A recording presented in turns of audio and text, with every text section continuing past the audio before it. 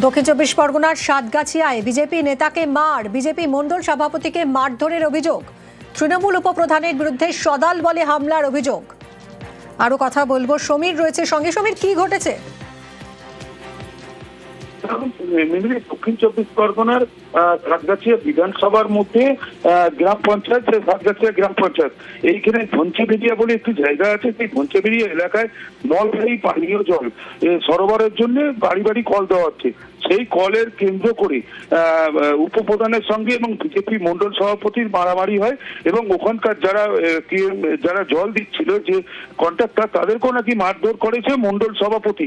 অভিযোগ তুলছে তৃণমূলের লোকজন এবং উপপ্রধানকেও মারধর করেছে নাকি বিজেপির মন্ডল সভাপতি। এরা কুশ বলে যে ভদ্রলোক আছে, এই মারামারি হয়েছে এই জলকে কেন্দ্র করে।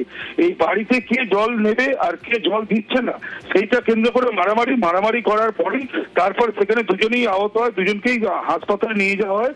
দিলীপ, যে উপপ্রধান দিলীপ গায়েন, তার অবস্থা আশঙ্কাজনক, তাকে হাসপাতালে নিয়ে যাওয়া হয়। সেও হাসপাতাল থেকে এসে বাড়িতে আসে এবং যে বিজেপি কর্মী, তাকেও মারধর করা হয় নাকি অভিযোগ করেছে নোদাখালী থানায়। দুপক্ষই পাল্টা অভিযোগ করেছেন এবং এই কেন্দ্র করে সাতগাছিয়া এলাকা এখন তপ্ত হয়ে আছে। কি কেন এই জলকে কেন্দ্র করে কেন মারামারি হলো, এইটাই প্রশ্ন উঠছে এখন এদের মধ্যে। ধন্যবাদ সমীর।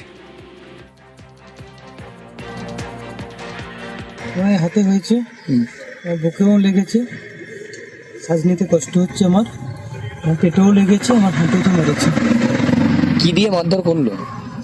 ওরা ফেলে দিয়ে নিজেদের ইচ্ছে মতো মেরে দিয়েছে, আমাকে যেমন খুশি মেরেছে। রাস্তায় ফেলে? রাস্তায় ফেলে। কতজন ছিল? ওরা 4-5 জন ছিল, আমি একা ছিলাম।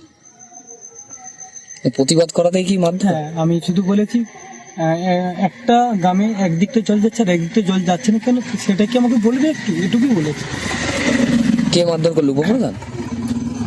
উপপ্রধান মেরেছে, আর পাশের সদস্য সুরজিৎ গায়েন, উপপ্রধান দিলীপ গায়েন, পাশের সদস্য সুরজিৎ গায়েন। ধনচেবেরিয়া গ্রামে আমাদের উপপ্রধান দিলীপ গায়েন এবং WPL এর লোকেরা ছিল, PHE লোকেরা ছিল, ট্যাঙ্ক ওখানে যেহেতু হয়েছে ওখানে ছিল, এবং কুশ গায়েন এবং লভ গায়েন বিজেপির কি পদে আছে।